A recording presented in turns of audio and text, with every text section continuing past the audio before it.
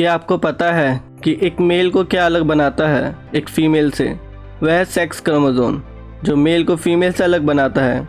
लेकिन क्रोमोसोम धीरे धीरे ख़त्म होता जा रहा है, तो क्या फ्यूचर में मेल का अस्तित्व नहीं रहेगा?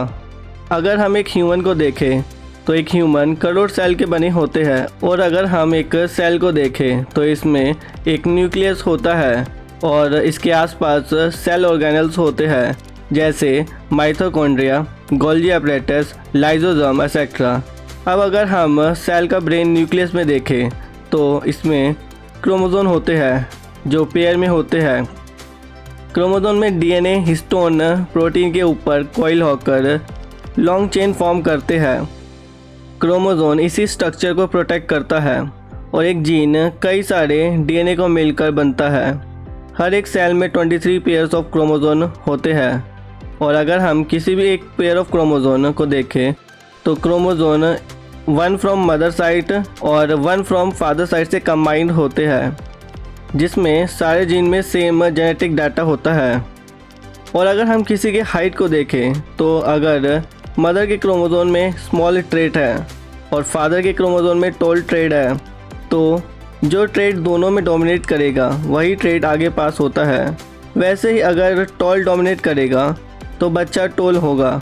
यह सेम ट्रेट की वजह से नेचुरल सिलेक्शन होता है, जिसमें हम इवॉल्व होते हैं, और यही सेम प्रोसेस इस सारे 22 पेयर्स ऑफ सेल में होता है, जिस वजह से हम इसे ऑटोसोम क्रोमोसोम भी कहते हैं। यही नहीं, यह कंबाइन होकर डीएनए एक्सचेंज करते हैं, जिस वजह से कभी भी कोई बच्चा पेरेंट का एग्जैक्ट कॉपी नहीं होता है। इसी डीएनए एक्सचेंज की वजह से यह क्रोमोसोम अपने डैमेज जीन को रिपेयर कर पाते हैं। लेकिन 23rd क्रोमोसोम जो सेक्स क्रोमोसोम होता है, जो बॉडी का सेक्स को डिटरमाइन करता है, अगर फर्टिलाइजेशन के दौरान स्पर्म में मौजूद वाई क्रोमोसोम एक्स से कंबाइन होगा तो एक मेल बोर्न होगा, और अगर एक्स क्रोमोसोम कंबाइन होगा तो एक फीमेल बोर्न होगा। अगर हम वाई क्रोमोसोम को देखें तो यह एक्स क्रोमोसोम से छोटा होता है। वाई क्रोमोसोम में करीब 55 जीन्स पाए जाते हैं, जिसमें से SRY जीन सबसे इम्पोर्टेंट जीन होता है, जो सेक्स डिटर्मिनेशन में मदद करता है। यह SRY जीन ही है जो मेल में टेस्टिस फॉर्मेशन के लिए रिस्पॉन्सिबल होता है, जो मेल टेस्टोस्टेरोन को फॉर्म करता है, जो मेल के डिफरेंट ट्रेट्स के डेवलपमेंट के लिए रिस्पॉन्सिबल होता है।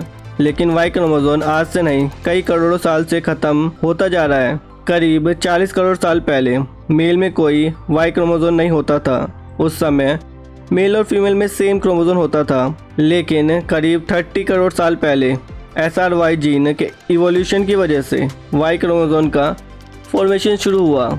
उस समय वाई क्रोमोसोम भी एक्स क्रोमोसोम के साइज़ का था, जिसमें करीब 1000 जीन्स थे। लेकिन ऐसा क्या हुआ कि वाई क्रोमोसोम के जीन ख़त्म होते गए। जैसे सारे क्रोमोसोम माइटोसिस के दौरान एक दूसरे से कंबाइन होते हैं, लेकिन वाई क्रोमोसोम एक्स क्रोमोसोम से कंबाइन नहीं होता है, जिस वजह से म्यूटेशन की वजह से लॉस हुए जीन डैमेज को वाई क्रोमोसोम रिपेयर नहीं कर पाता है, जिस वजह से वाई क्रोमोसोम के 90% जीन्स ख़त्म हो गए हैं और आज केवल 55 जीन्स ही रह गए हैं। लेकिन क्या होगा अगर वाई क्रोमोसोम कम्प्लीटली ख़त्म हो जाएगा?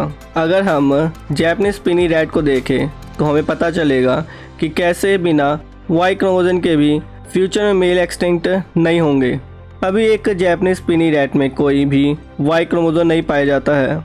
इन रोटेंट्स में SRY जीन जो मेल सेक्स के लिए रिस्पॉन्सिबल होता है, उसने इवोल्यूशन की मदद से SRY जीन का रोल ऑटोसोम क्रोमोसोम ने ले लिया है। इसी प्रकार फ्यूचर में ह्यूमन के SRY जीन का रोल भी ऑटोसोम क्रोमोसोम ले सकते हैं। और ऐसा भी हो सकता है कि जैसे हमने वाई क्रोमोसोम की हिस्ट्री को देखा, उसी प्रकार फ्यूचर में भी एक बिल्कुल न्यू क्रोमोसोम फॉर्म हो जाए जो मेल सेक्स को डिटरमाइन करे।